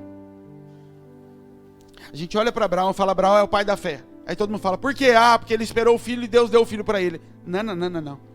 Ele não é pai da fé para aquilo. Deus deu uma promessa para ele. Vou te dar um filho. Tá bom, vou te dar herança. Falou, vou dar filho, vou te dar uma herança. Teu filho, mas ele não estava falando de filho obrigatoriamente, filho natural. Um servo poderia ser filho. E conforme ele vai andando, a coisa vai mudando e Deus vai aumentando. Vai refinando essa palavra com ele. Não vai ser Eliezer, vai ser da tua casa. E também não vai ser Ismael. E vai, ele tem um filho. Abraão é pai da fé por causa disso? Não. Isso aí seria fé em uma palavra dada por Deus. Ele é o pai da fé quando Deus pede o filho para ele. E ele dá o filho. Ele dá o filho falando assim, a minha fé está firmada em quem deu o filho e não no filho. Só que esse que me deu o filho falou que esse filho ia gerar um monte de coisa sobre a terra. Então eu não sei como Deus vai fazer. Se ele vai tirar da cinza, se ele vai reconstruir o corpo do menino, mas esse menino vai voltar. Se Abraão está pegado na promessa, querido, é um monte de empresário que eu conheço, que você também deve conhecer, que dá testemunho que Deus deu a empresa para ele. Querido. Então pega o dinheiro que ele te deu agora e gasta para cuidar de pobre, gasta no reino. Veja bem, né? A tua fé não está no que ele falou que ia dar e não nele. Porque se ele te pede de volta o que deu, você não dá, com medo dele não te devolver depois. Porque a tua fé está no que ele deu e não na pessoa dele. Isso seria a hora que Abraão pegava o menino e falava, não, aí também não, o Senhor deu a palavra, é o capeta pedindo o menino. Isso é Abraão. Abraão é o pai da fé por causa do menino que ele devolveu, não do menino que ele recebeu. Eu queria ler um texto com vocês em João, abre lá comigo. No Evangelho de João.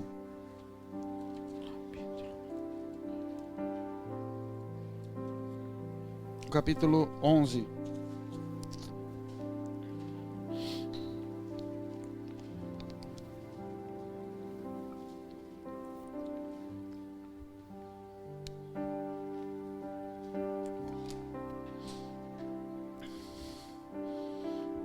Querida, a incredulidade, ela é pecado.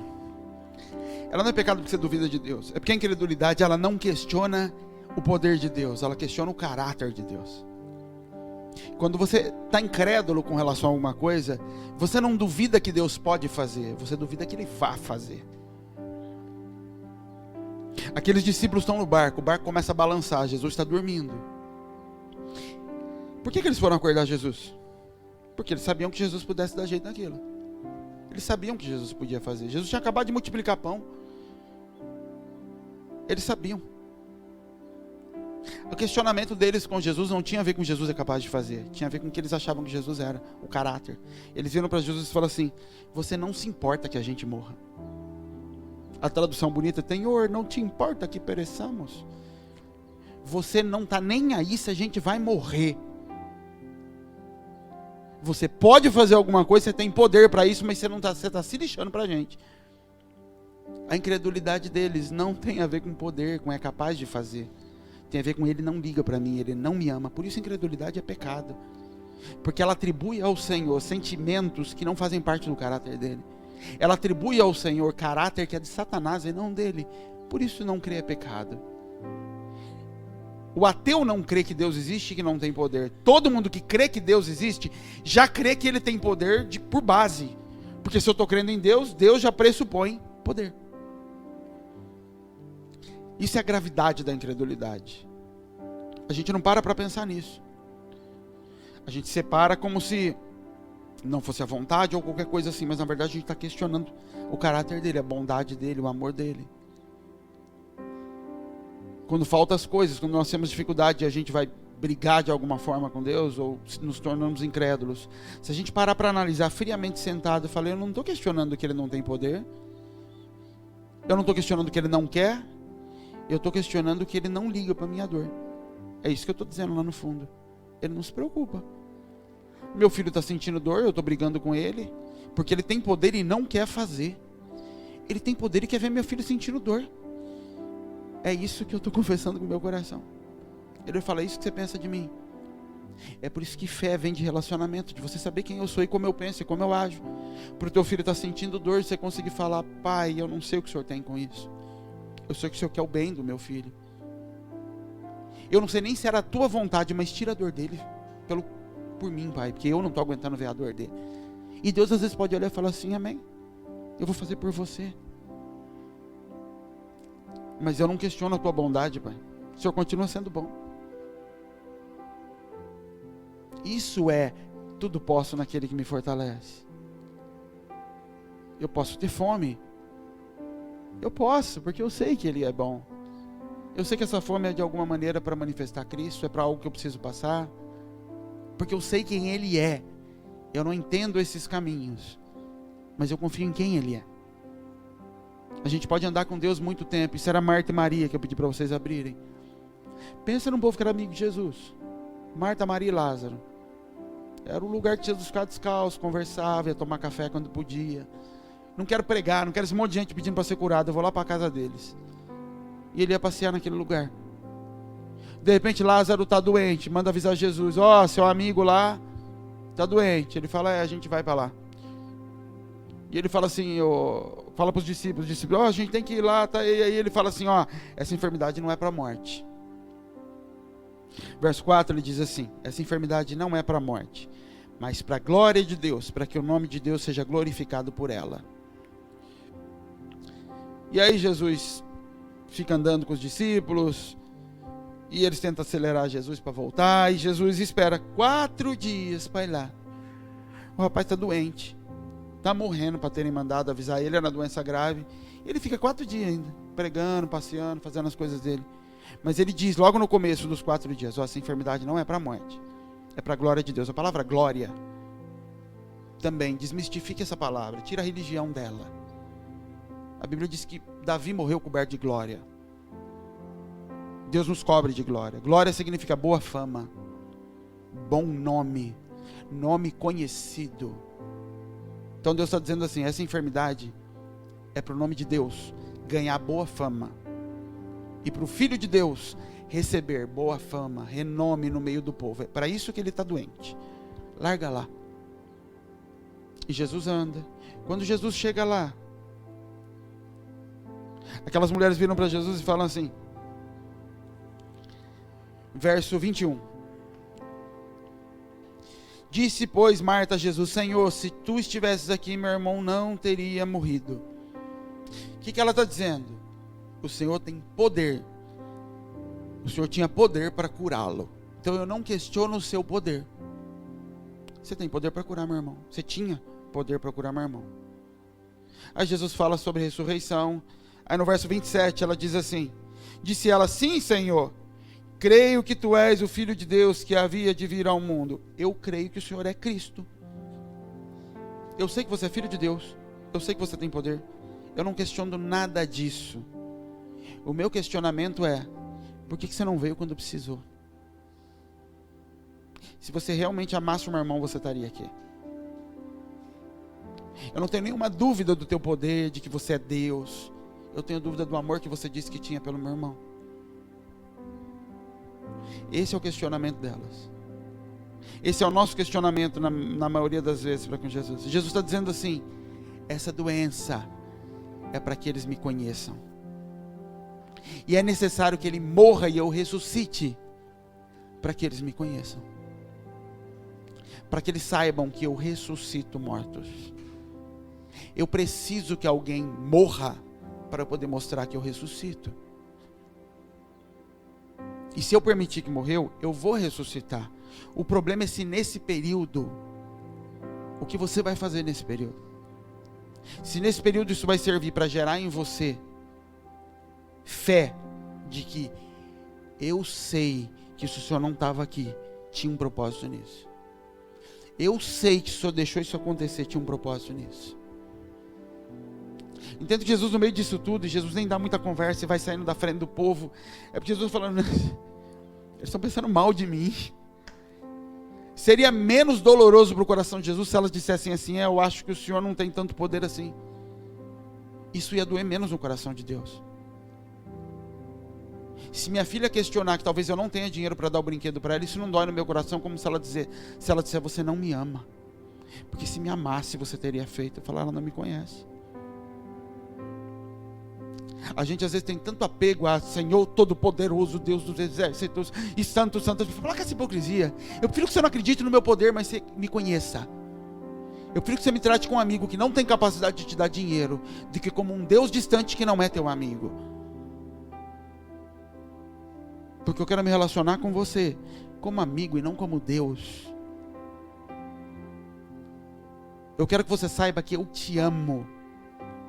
E por acaso, eu tenho todo o poder do mundo para cumprir coisas na tua vida. Mas isso é o plus. Isso é o depois. Isso é entender e conseguir praticar o que é fé. Fé é necessária para conhecer a Deus. Para conseguir ficar firme crendo que Ele é bom, para conseguir ficar agarrado, para que Ele possa tirar a comida da tua casa, devolver para você falar, realmente não faltou. Por isso que todo mundo que me procura falando de dificuldade, está difícil, a minha pergunta é, faltou? No final das contas, deu tudo certo? Deu, então pronto. Não me fala do processo. Processo, querida, é a mesma coisa de você pegar gente que vai ter bebê. Gente que vai fazer uma cirurgia. Vai no hospital olhar alguém que está passando por uma cirurgia do coração. Você chega lá, vê o peito da pessoa aberto, você vai bater no médico. O senhor falou que ia curar minha filha, ela está rasgada aí no meio, ó, sem coração. Antes ela tinha um doente, pelo menos, agora ela está sem. O médico está falando, fica quieto, é um processo. Você confia em mim? Confio. Então espera o processo, bem. E por você confiar no médico, você não questiona que ele rasgou tua filha no meio e tirou o coração dela. É um processo, eu confio no médico, não no processo. Eu não confio no que ele falou, eu confio nele. Confio, tanto que deixei você dar uma anestesia nela e rasgá-la no meio. E depois que a filha está curada, você volta para visitar um médico e levar o presente e fala, está aqui a menina. E o médico fala assim, é verdade. Obrigado, viu, doutor? Mas só aconteceu porque você não questionou, não interferiu no processo. Se entregou naquela mesa, deixou ser rasgada. É Jesus confiando no Pai, mesmo quando ele achou que estava abandonado. Senhor, por que me abandonaste? Na cabeça de Jesus ele foi abandonado e mesmo assim ele não penou da cruz. O quê? Deus me prometeu que ia fazer isso e ele me abandonou. Eu vou descer dessa cruz e dar jeito na minha vida. Não. Eu não sei porque o Senhor me abandonou, Jesus, Pai. Se Jesus falou, eu não sei porque o Senhor me abandonou, mas o Senhor deve ter os seus motivos. Eu vou continuar aqui na cruz. E aí ele prova da ressurreição. Ah, Deus me mandou para cá, falou para pedir a conta do emprego, falou, e ele me abandonou. Tá faltando comida. Eu vou dar meu jeito.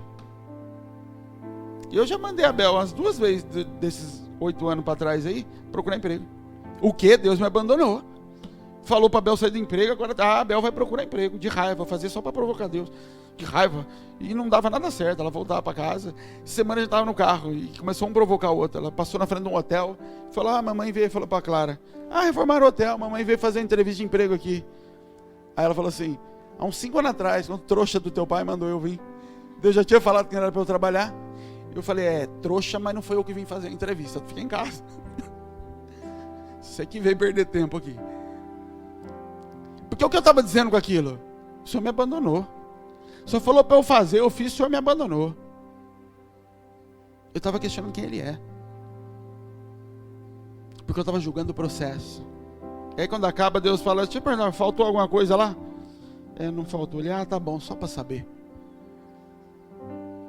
É isso que Deus faz com a gente. Faltou alguma coisa? Só para saber. Uma coisa que Deus falou para mim essa semana, vocês me pedem a vida, por acaso eu não vou dar o sustento da vida que eu dei? Vocês oram para ter filhos? Eu dou o filho, por acaso eu não vou sustentar o filho que eu dei? Quando você questiona isso, você questiona quem eu sou, você não questiona o que eu posso fazer. Você está me chamando de irresponsável, me chamando de ruim, de inconsequente. Fala sério.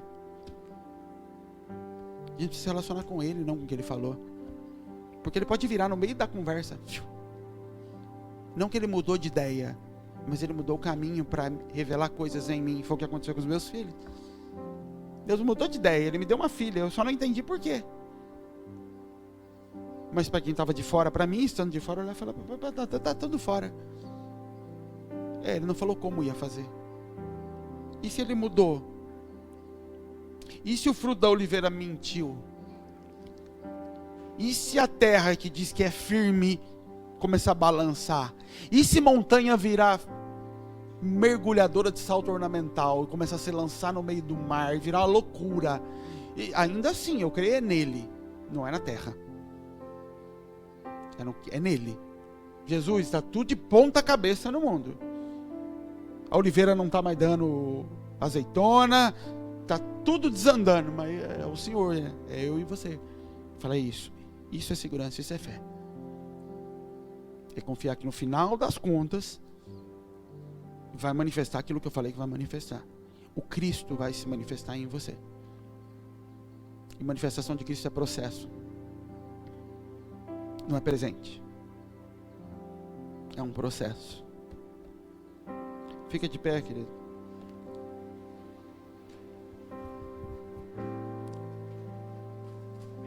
Incredulidade é pecado, querido, dos mais feios e sujos. Porque não significa crer ou não crer, significa crer a respeito de Deus. Significa lançar sobre ele um caráter totalmente sujo e distorcido. Significa transformar Deus na imagem do Pai que eu recebi. Achar que Deus vai agir comigo como meu pai agiu, como minha mãe agiu. Que Deus vai abusar de mim, vai me abandonar como meu pai abandonou. Que Deus vai fazer comigo o que meu marido fazia, que minha esposa fez, o que meu pai fez com a minha mãe. Eu lanço isso para Deus. Ao invés de eu recebê-lo como um novo pai, eu jogo em cima dele a máscara do velho que eu tive. Por isso é pecado. E nós precisamos nos arrepender disso. Pedir perdão para o Senhor. Senhor, perdoa por duvidar do teu caráter. Eu nunca duvidei que o Senhor tinha poder para fazer. Eu sempre duvidei que o Senhor ia fazer. Por achar que você não gostava de mim, que o Senhor era ruim, que o Senhor brinca com o sentimento dos outros. Onde é que eu chego num lugar de não duvidar que se o pastor falou para eu passar o cartão, Deus vai sustentar? Depois de me relacionar muito com Ele. Muito. De saber que você está falando, é porque Deus tem alguma coisa. E se Ele não conseguir pagar, está na conta. Deus já sabia que não ia conseguir. Mas eu creio no caráter do Senhor. E o Senhor estava querendo arrancar meus cartões de crédito, me deixar sem limite. O Senhor queria, porque eu fiz do jeito que Ele pediu. Então está na conta. Porque uma coisa que não está em dúvida, em jogo aqui, é quem Ele é. E eu sei quem Ele é. Eu sei que Ele é bom, eu sei que Ele me ama. E que no final das contas, tudo isso coopera para o bem daqueles que eu amo. E eu amo Ele. A gente precisa fazer um concerto com Deus sobre a imagem que nós temos dEle. A gente precisa realinhar a expectativa que a gente lança sobre Ele. Realinhar a expectativa em cima de promessa, de propósito. Entender que o melhor dia de Deus, isso não é uma frase de efeito. Para Deus o melhor dia não é promessa cumprida lá, é hoje. Hoje é o melhor dia, porque hoje Ele tem uma porção dEle para ser manifesta em mim, para se relacionar comigo. É hoje, é hoje. Se a tua esposa dissesse que o dia bom vai ser o dia que você vai dar o carro para ela lá, que prometeu daqui 2 anos, você fala, não filho, o dia é hoje quando a gente entrar naquele quarto. É hoje, aquele carro lá na frente é só um plus que eu vou te dar. É hoje o dia bom.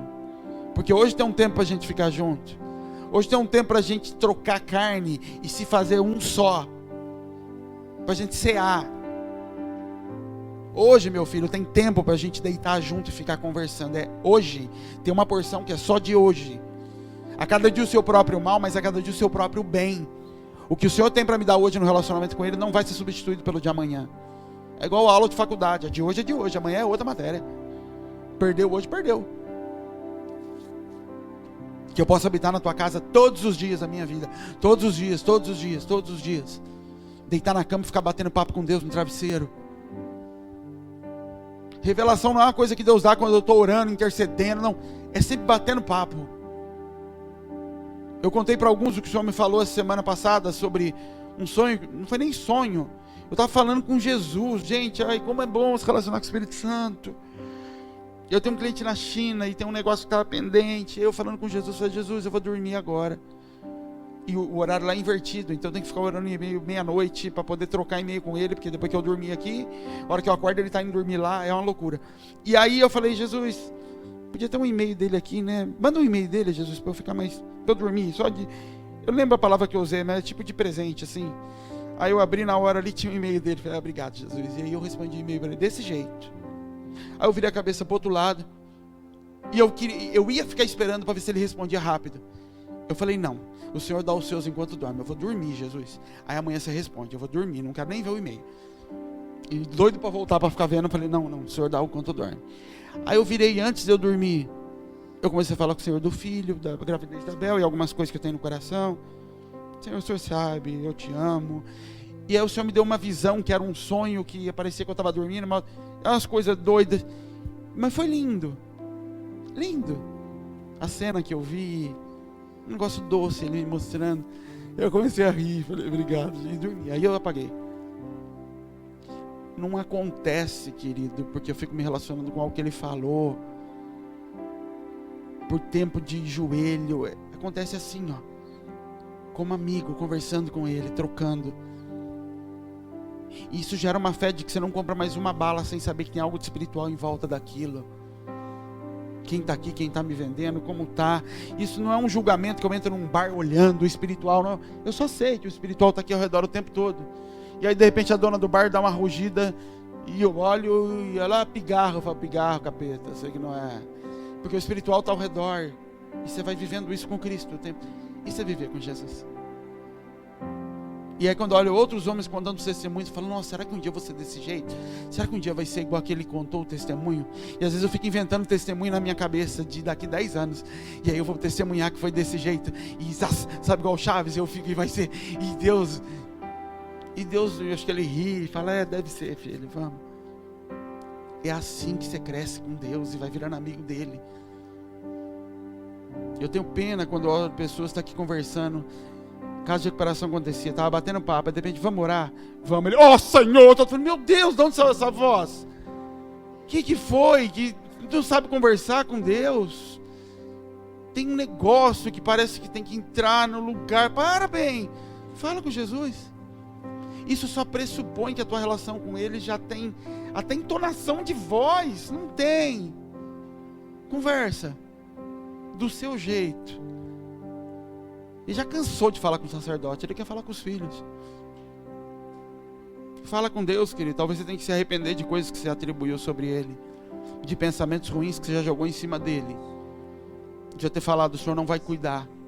Não falou com a boca, mas quando começa a murmurar, por isso que murmuração irritava tanto o coração de Deus, por isso que Deus odiava a murmuração no deserto, que a murmuração era, vai faltar, trouxe a gente, mas agora ele falava, você está me chamando de capeta quando você faz isso.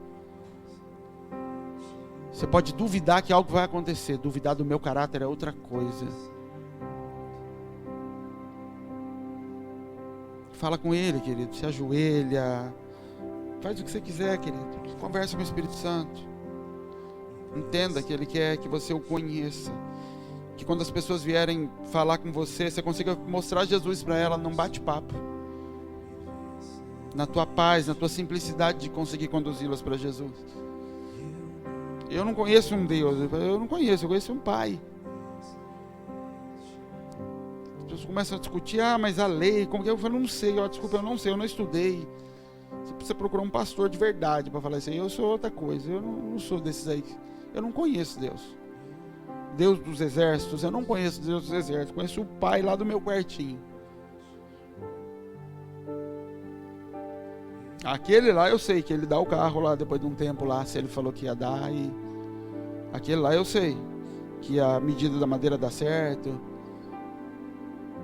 que ele cuida de detalhes bestas que você nem está pedindo e ele te dá. Você está com vontade de comer alguma coisa de vez em quando, ele vai lá e faz. Eu conheço esse aí, o Deus poderoso que abre o mar, tá? Eu não conheço esse cara aí, ele morreu no Velho Testamento, ele não me revelou a mim. Pede para o Senhor se revelar a você, querido.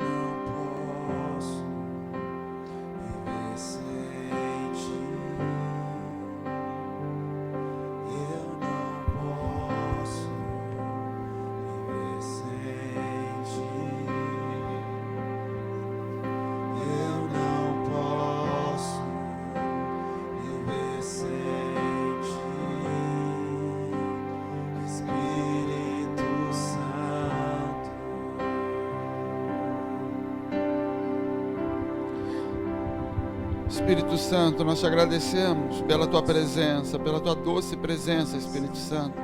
Nós agradecemos como de forma suave o Senhor ministra no nosso coração, como de forma suave o Senhor revela dentro do nosso coração a palavra, Pai. Como o Senhor vai destilando como orvalho em nós, Pai, a tua palavra, a tua vontade. Como o Senhor não invade e nos quebra no nosso pecado, mas o Senhor nos mostra de forma doce, Pai, os lugares onde a gente tem errado, as vezes em que a gente magoou o coração de Deus. Que a tua intenção não é nos acusar, Senhor, mas nos levar a um lugar de arrependimento para que nós possamos ser livres dos nossos erros. Sua intenção não é nos expor, Senhor, com as nossas falhas, mas nos limpar. Sua intenção não é nos rasgar no meio, Senhor, mas trocar o nosso coração, Pai. Ainda que para isso seja necessário rasgar o coração. O Senhor é um Deus tão bom que o Senhor permite que a gente sofra por um bem maior, por uma alegria e felicidade que a gente não saberia escolher por si só. O Senhor é um Deus tão bom que o Senhor sofre ao ver o nosso sofrimento. Que assim como um pai com um filho, o Senhor sofre mais do que nós ao nos ver chorando. Mas o Senhor se coloca debaixo desse sofrimento,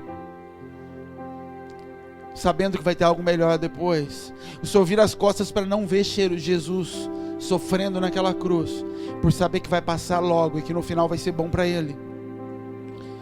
Nos ajuda a não duvidar do Teu amor, Jesus. Que a gente questione tudo, que a gente questione a estabilidade do mundo, que a gente questione a igreja, que a gente questione qualquer coisa, mas que nós nunca questionemos a Tua identidade, o Teu caráter, o que o Senhor pensa e sente a respeito de nós. Que isso esteja acima de qualquer coisa. O Senhor me ama.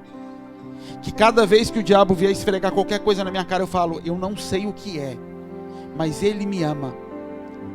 Mas Ele não cumpriu, mas Ele me ama. Mas Ele deixou faltar, mas Ele me ama. Ainda que Ele me mate, eu vou confiar nele. Ainda que Ele me mate, o Senhor me ama. Ele já provou isso, e Ele não precisa me provar mais nada. Obrigado, Senhor, pela Tua presença, pela Tua graça. Que essa igreja seja um exército nesse mundo, Senhor. Que os Teus filhos sejam um exército, Pai amado, enfrentando demônios quando saem daqui. Que os Teus filhos mostrem Jesus aonde eles trabalham, onde eles vivem, Senhor, como nenhuma igreja ou religião pode mostrar. Que os filhos mostrem o Pai. A igreja não mostra o Pai, os filhos mostram o Pai. Que esse lugar possa gerar filhos com a Tua cara, Senhor. Homens e mulheres que se pareçam com o Senhor, que se deitem na mesa de cirurgia, Senhor, confiando que no final o Senhor vai nos dar vida e vida com abundância. Que no final o Senhor vai trocar o nosso coração por um coração sarado, por um coração segundo o Seu coração. Que a gente não julgue os métodos, Senhor, que nós confiemos que quando o Senhor pega essa cinta na mão, é porque o Senhor nos ama, é para o nosso bem, Senhor. Em nome de Jesus nós confessamos, Pai, que nós Te amamos nesse ambiente, Pai. Que nós confiamos, Pai, que nós temos todas as provas do mundo para confessar o Teu amor por nós, e ainda que não tivéssemos, Pai. Mas que nós temos, Senhor, inúmeros testemunhos de como o Senhor tem sido fiel, de como o Senhor tem cuidado desse lugar, de como nada falta, Senhor, de como o Senhor cuida de nós de uma forma quase que mimada. O capricho e o zelo com que o Senhor trata esse lugar, as famílias que o Senhor tem trazido aqui, Pai. Guarda-nos, Pai, em nome de Jesus. É que nós oramos e Te agradecemos. Amém. Amém, queridos. Então chega mais cedo para os cultos. Vai tomar café ali com o povo.